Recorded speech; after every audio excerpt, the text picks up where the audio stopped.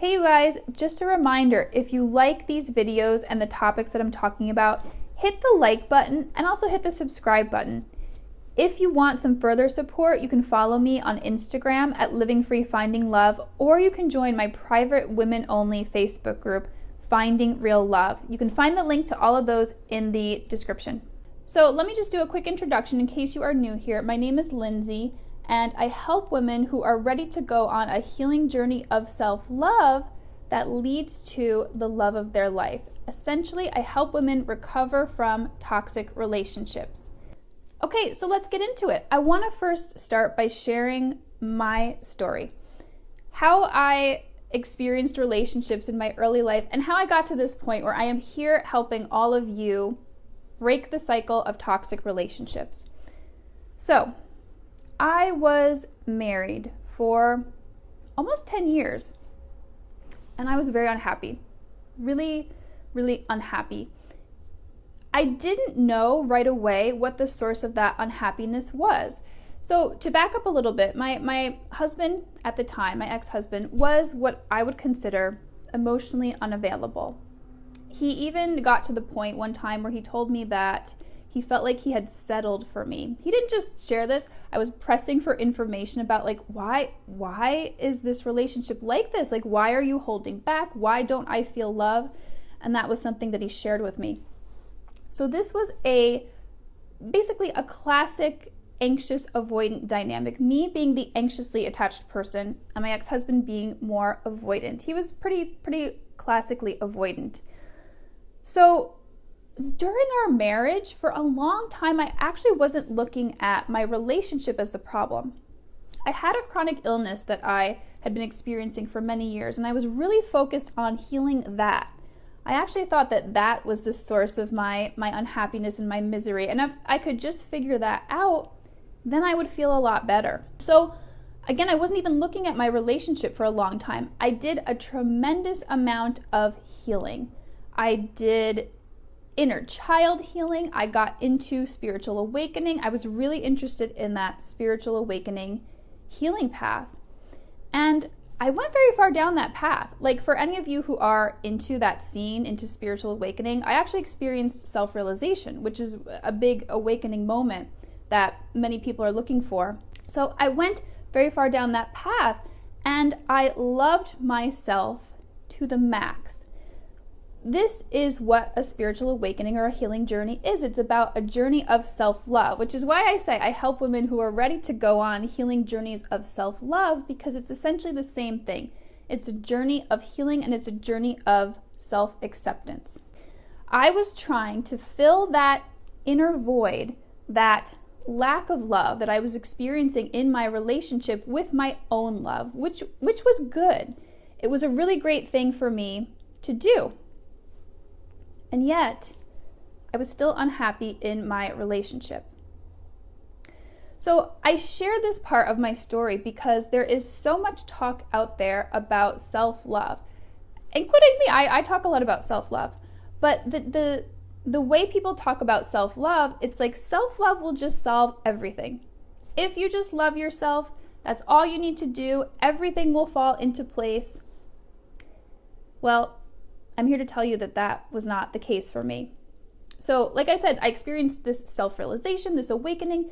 That's like one of the pinnacle moments of self-love. And I was still experiencing bad relationships and still unhappy in my relationship. So, is self-love important? Yes. Is it the be-all, end-all? No. You need a lot more, which is one of the reasons why I do what I do here. We focus on self-love, but we also focus on all the other important aspects that are required to break the cycle of toxic relationships. Here I am, we're going back in time here. Here I am married, unhappy, and starting to realize that, you know what, I think there is something going on in my relationship. Something needs to change here. I don't feel happy. I don't feel loved. I don't feel appreciated. So, in all of my wisdom at that time, I decided that I wanted an open relationship. Was this the best idea? No. But I didn't want to leave my partner. I felt very secure. And secure is actually not the right word, but if you guys have experienced anxious attachment, you probably know that the thought of leaving someone, even if you're unhappy, can be like terrifying, can be really scary. So I didn't even want to go there. I didn't want to leave my relationship, but I still realized I want more. There is a greater relationship out there for me. There is a greater love. There's something more. I can be loved more. I was starting to realize that. So I was open to meeting people. I was open to connecting in that romantic way. And with all of my self-love, with all of that inner healing that I had done, I met someone narcissistic. This was a spiritual teacher that had actually reached out to me. And I didn't know anything about narcissism at that time. Nothing, not a thing. But I met this spiritual teacher who I felt this intense connection with. And, you know, like if you've ever felt like synchronicities with people, yeah, so I was talking to this spiritual teacher and having all sorts of synchronicities. Like when I talk about intense synchronicities and like feeling like this was like this spiritual meeting of two souls and meant to be and all that stuff, like I really experienced this. I remember one time, the first time because I met this person on the internet. So the first time we were going to do a video chat, right before that happened, I started smelling this overwhelming smell of flowers. There were no flowers in my room. This, like, it blew my mind. So when I'm talking about synchronicities, like, holy cow, I was experiencing that. So yeah, I thought this was like the person that I was supposed to be with. So I ended up getting separated. I told my husband I didn't want to be in this relationship anymore. And so I got sucked into this toxic dynamic. And when I say it was toxic, it was extremely toxic. Like, we did not even start dating for a long time. This person who was a teacher, also very narcissistic, really kept me at arm's length. So we didn't even date for a long time. He kept me at arm's length while still keeping me hooked, like giving me enough crumbs of attention and affection in order to still be in that dynamic with him. Now I know what I was doing is I was feeding his ego, and I was a source of supply, you could say, for him. But didn't know that at the time, just thought, wow, I'm just experiencing this intensity of emotions, of feelings, of this connection to this person, and it was blowing my mind. So I eventually did get involved with this narcissistic person, and the relationship just got worse and worse. We did eventually start dating, but at that time, he didn't even tell his family. I don't know why. I mean, to this day, who knows? It doesn't bother me anymore, but it was that bad of a relationship where I felt like I was a secret, and I just felt like very unwanted. So this was a theme in my life, being in relationships with people who I didn't feel valued me or appreciated my presence in their life. So eventually the relationship actually started to get violent, and that was when I had the clue that this might be an abusive relationship. I did some research, and at that time I was in a different part of the country. I didn't have friends and family around. I reached out to a women's shelter and started talking to someone who knew all about abuse, who knew all about narcissism, and who validated me and said, yeah, this is absolutely an abusive relationship. You need to get out. And I did. So I did. I left that relationship.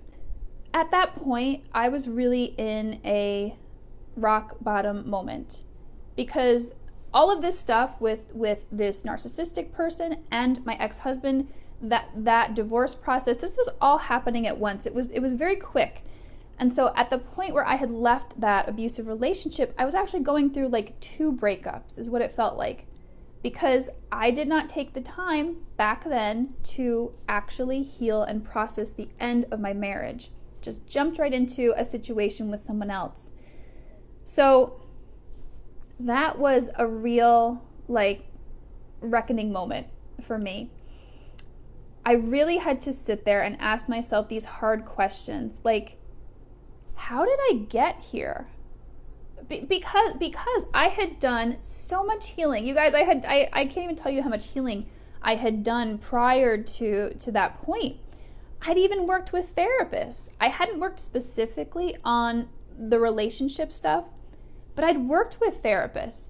I felt like I was spiritually awake. Why is this happening to me? Why can I not have a relationship where I feel loved, where I feel respected, where I feel appreciated? Well, the reason was because I had not addressed the specific subconscious issues that were creating these relationship dynamics. Like I said, I had done all sorts of healing, but it wasn't focused on my relationships. It wasn't focused on these reasons why I was attracted and staying in relationships with people who could not love me the way I deserved to be loved. So here's the other aha moment I had too. I realized that no one was coming to save me. So I don't know if you've ever been in this place. It wasn't conscious for me for a long time, but deep down, I just wanted somebody to rescue me. Like, rescue me from this misery I was in, from the mess I had made with my relationships.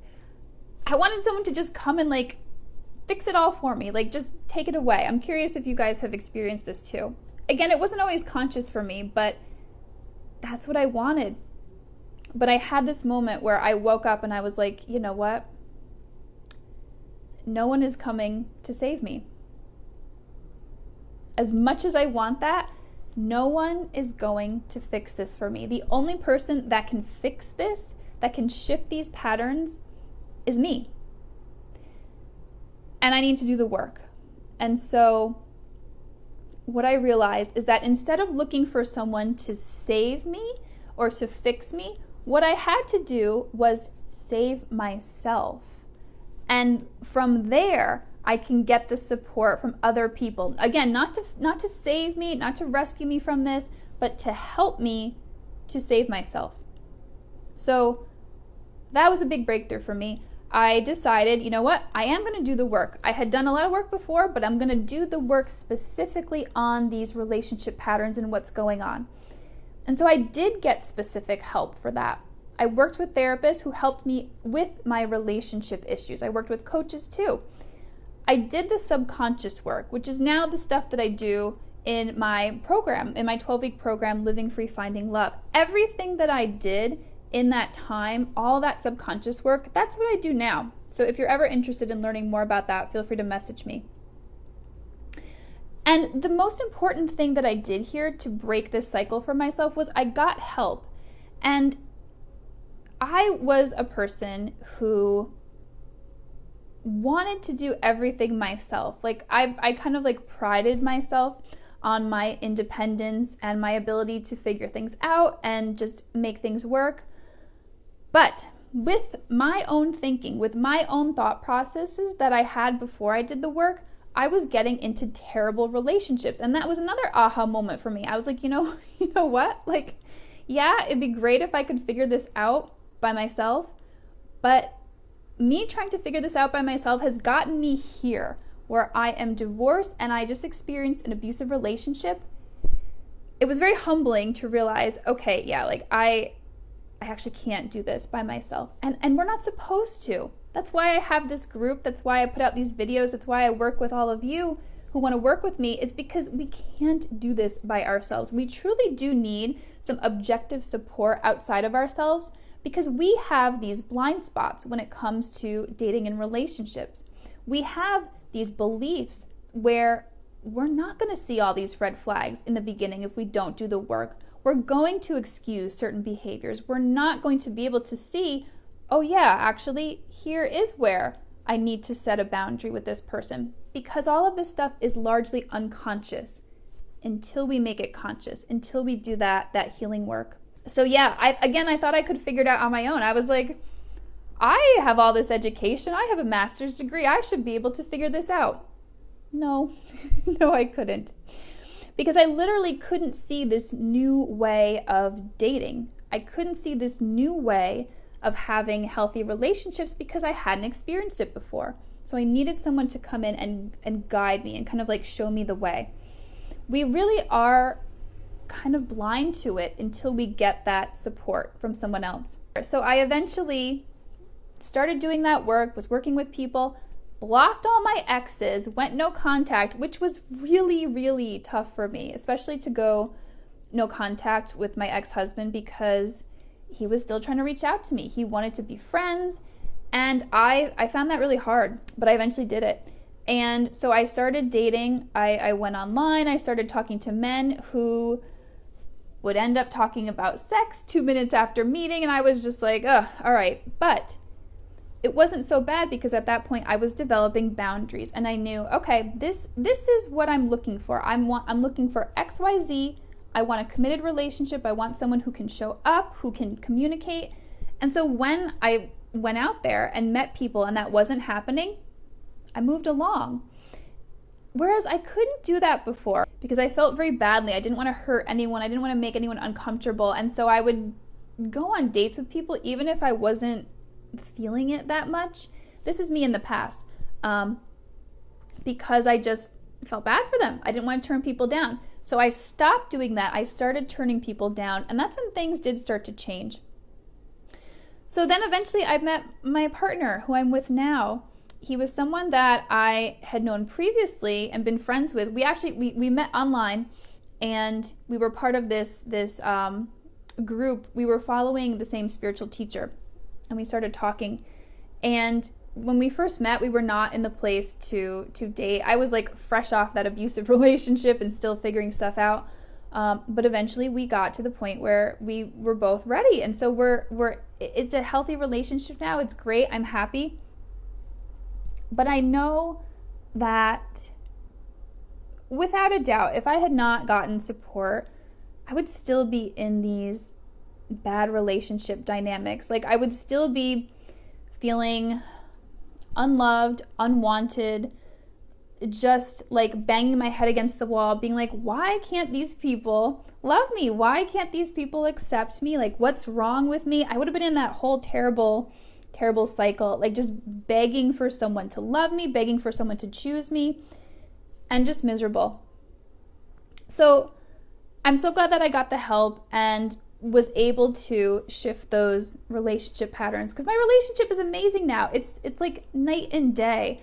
Every day I wake up and I feel just so lucky because my partner does appreciate me, and he shows me that just every single day. Thank you guys for listening to my story. If any of this resonates with you, please do let me know. I'm curious if some parts of my story are like, oh yeah, I've been there. I know what that's like. So now we are going to talk about how to deal with triggers. So when we're talking about triggers, what I mean by that is, like, let's say you've been in a toxic relationship. It was abusive. It wasn't healthy. You went through a lot. You may have experienced some trauma. And due to that, when someone says something or does something that reminds you of that past experience, the emotions are really intense. You have intense emotional responses. That's what we would call a trigger.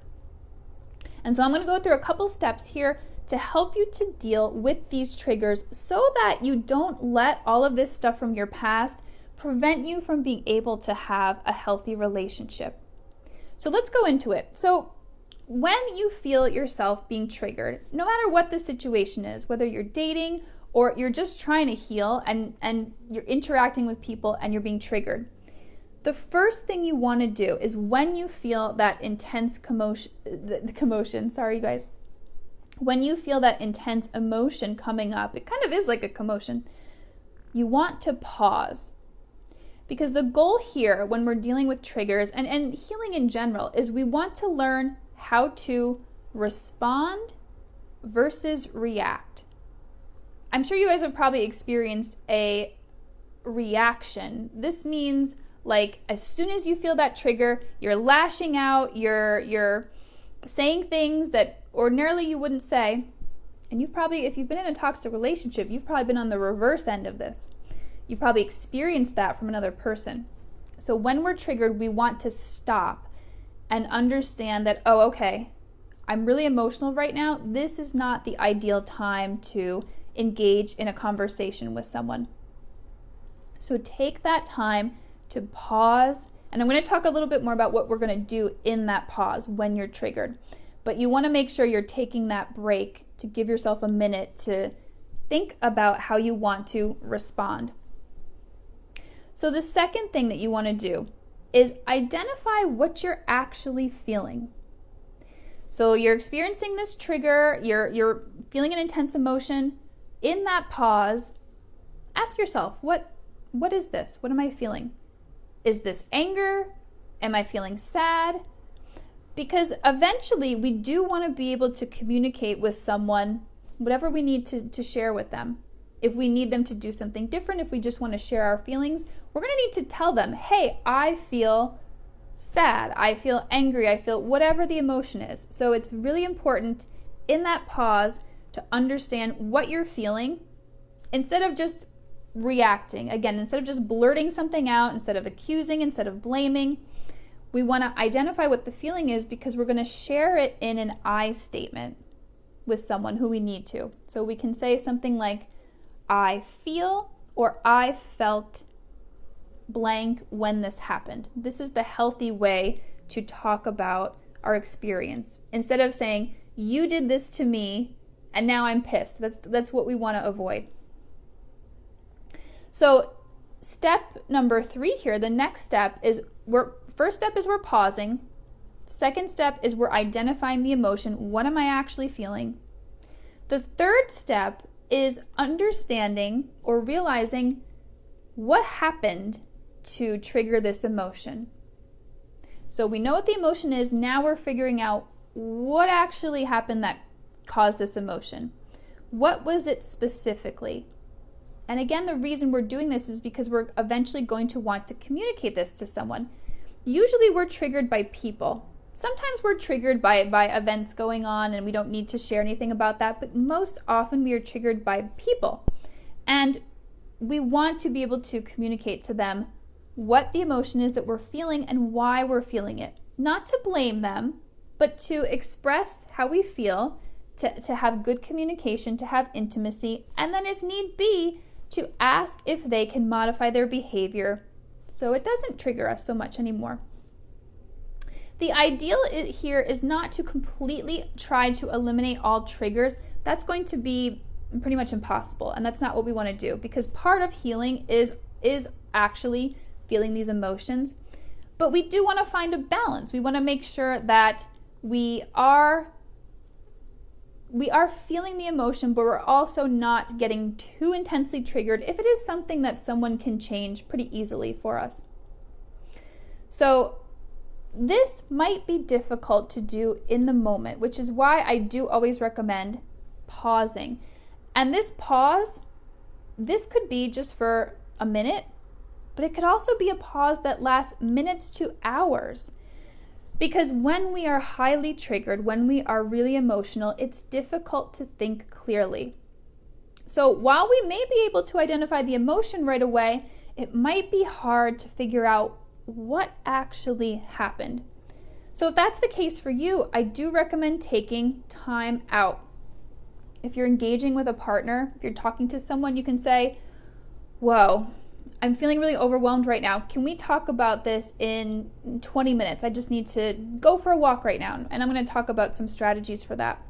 But that's what you want to do. You want to make sure you're giving yourself that time to figure out what actually happened. So you're not lashing out, so you're not reacting. You're taking time to come up with an explanation that isn't accusatory and that isn't blaming. Just saying something like, I felt really sad when you didn't remember to call me.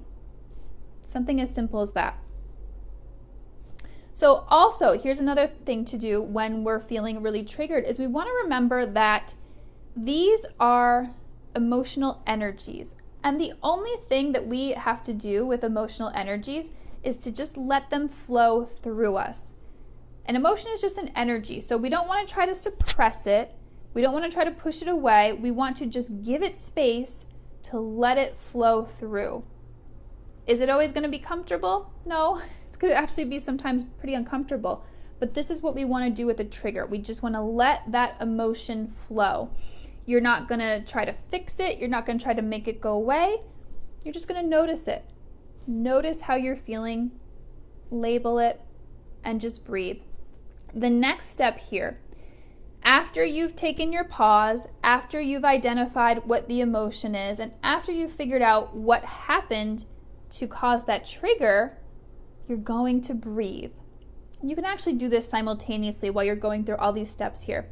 But what you want to do is take a break from that moment. Like, let's say you were talking to your partner on the couch and something came up and you got triggered. When you're taking that pause, breathe, focus on your breathing, but also do things like stand up, drink some water, go for a walk. You want to do something that's going to break up that moment to get you out of that like hyper focus on the emotion or what your partner did that made you so angry. You want to move your body for a little bit. This is also going to help the energy flow and help the emotion to flow through you instead of just kind of like staying as this stuck energy that isn't going anywhere. So breathe, move your body for a little bit, and then you can come back and talk about it when you feel ready. So if the trigger is very intense, if this is the kind of trigger where it's like, whoa, I'm going to need to take like hours to move through this. This is just really intense right now. The best way to handle an intense emotional trigger that I have personally found is to get really physically comfortable. So I'll share what I used to do when I had a really difficult emotional trigger. And for me, the hardest ones were anxiety or fear. So when those were coming up for me, I would lay down. I would get in my bed and I would lie down and focus on my breathing and just try to relax. I tried to surrender to the emotion and just like sink into my bed. It's difficult when you first do it, but after you do it, like after you lay there for a while, your breathing starts to slow down. You do start to get relaxed, and then it becomes easier to accept the emotion that's flowing through you. Because again, the only way to heal these emotions is to feel them, is to allow them to flow through. So if you can surrender to it, that's going to help it to flow through faster. So I always recommend doing anything you can that's going to bring that emotional intensity down for you, and anything that makes you feel really comfortable will help that to flow more freely. So that's the actual fifth step. We've gone through 5 steps here. The 6th step, it's very similar to what I've been talking about before, is to practice acceptance. So what do I mean by this? When you are triggered, when you're experiencing an intense emotion, we don't want to try to push it away. We don't want to suppress it. We want to practice letting it be there. So a lot of us do have conditioning that says like it's not okay to be angry, we shouldn't hate somebody. But if you truly want to heal, you got to throw all that stuff out the window. It's okay to be angry. It's okay to hate somebody too. As long as we're not acting that out, again, as long as we're not reacting to that and being abusive ourselves, it is perfectly okay to feel all of those emotions that you may have been taught were not okay to feel. We need to feel those. We want to feel those because they're present. Like if you're feeling hatred, that's present whether you like it or not. You can't pretend that that's not there, although we can try to. We can try to shove it down, but it's not going to actually go anywhere. All it's going to do is it's going to go underground and it's going to stay stuck and it's going to become suppressed. And this is actually the work that I do, you guys. I help women to release all of these suppressed emotional energies from their past. So I am always going to advocate that you do not suppress that stuff. Let yourself feel it. Even if it's like, oh my gosh, like I shouldn't be feeling this. There's no shoulds when it comes to emotions. You feel how you feel. So if you get to that place of acceptance when you're being triggered, that's going to help you so much. What I did was I practiced looking at this energy as a little child part of me. There was this child part of me that just needed my love and attention. It didn't need me to judge it. It didn't need me to shame it. It just needed me to love it and say, I understand you feel that way. It's okay. It's okay. So another thing to remember when it comes to accepting these uncomfortable emotional sensations is that none of these emotions are going to kill you. Now, I know it feels that way in the moment. Sometimes the intensity of fear or pain, it can feel like it's going to kill you. But I can promise you guys it won't. Like if I could show you how much I've actually gone through, it'd probably blow your mind. I've been through an incredibly intense amount of emotions, and there were times where I was like, this is gonna kill me. Yeah, I don't know if I'm going to make it through this. But I always did. I always did. So if it feels so overwhelming and like, oh my gosh, I'm not gonna make it through this, you will. You will. Something else that helped me when I had difficult emotions and I was feeling like I was just overwhelmed with them, it did help me to go to the doctor and just get a physical. And I know this might sound crazy and like it doesn't have to do with emotional triggers, but like I said, when it gets intense, it can feel like there's something physically going on. And so I went to the doctor and I made sure that I was physically okay so that I knew in the moment, okay, this is just a difficult emotion. I'm not ill here. Nothing is really wrong. I just need to let this emotion flow through me and I'll be okay. So 2 more steps here. The next step when we're triggered is we want to, if we feel the need to, we want to express to the person who the trigger is involved with what actually happened. So I talked about this a little bit before. We want to share what actually happened, but we want to make sure we're doing that when we're calm. So not when we're in that high intensity emotional state, when we have calmed down, when the emotional intensity has gone down, then we can get to the point where we can share with our partner or whoever it is what happened and if we have a request for them to change. We never want to do this in a way where we're saying, here's what I need. It's not the best way. You can do it sometimes, but the ideal way would be a request. So you can state, this is what I would like to happen. What do you think about doing that? So let's say the example is you were really triggered because your partner said they were going to call and they didn't. And so you could share, I felt really anxious when I didn't hear from you. I would like it if when you say that you're going to call that you make sure that you do that. What do you think about that? Is that something that you can do? So that's a healthy way to phrase it instead of saying something like, you didn't call and I hate you, or like whatever reaction you might have in the moment, okay? So yeah, we want to make sure we're not doing that immediately. We want to make sure we have taken that time to pause, to calm down, to label the emotion, and to understand what happened so we can communicate that clearly. And then lastly, the most important thing here is to get support. If you guys are experiencing a ton of triggers and it's really intense, the healing work that I do can really help with this. I spoke about this before. I help women to release these suppressed emotional energies that are fueling the triggers. So if it feels like you're being triggered left and right and it's just like it's too intense, it's out of control, please reach out because this is something that I can help you with. Okay, so Suzanne is saying, just ended a 4-month relationship in quotes with a guy who just all of a sudden stopped all the sweet texts and calls, like out of the blue. Wow. However, he had been keeping me at arm's length and not including me in activities. Okay, this did not feel right, so I let him go. Good. I would agree with you. That would not feel right to me either. It sucks, though, because I wanted him to be the person for me. Yes. When I set a boundary and expectations, he started acting odd, and I knew things were off. Well, Suzanne, good for you there for setting that boundary. And I know how tough it can be when you really wanted somebody to be that person for you. And, the best advice I can give you here is to keep in your mind the type of person you're looking for. And it will get easier as you weed out the wrong people. But yeah, I do know how tough it is when you really wanted it to work with someone. But just know that there's going to be someone out there for you who, when you set those boundaries, is going to be like, all right, cool, great, I respect that.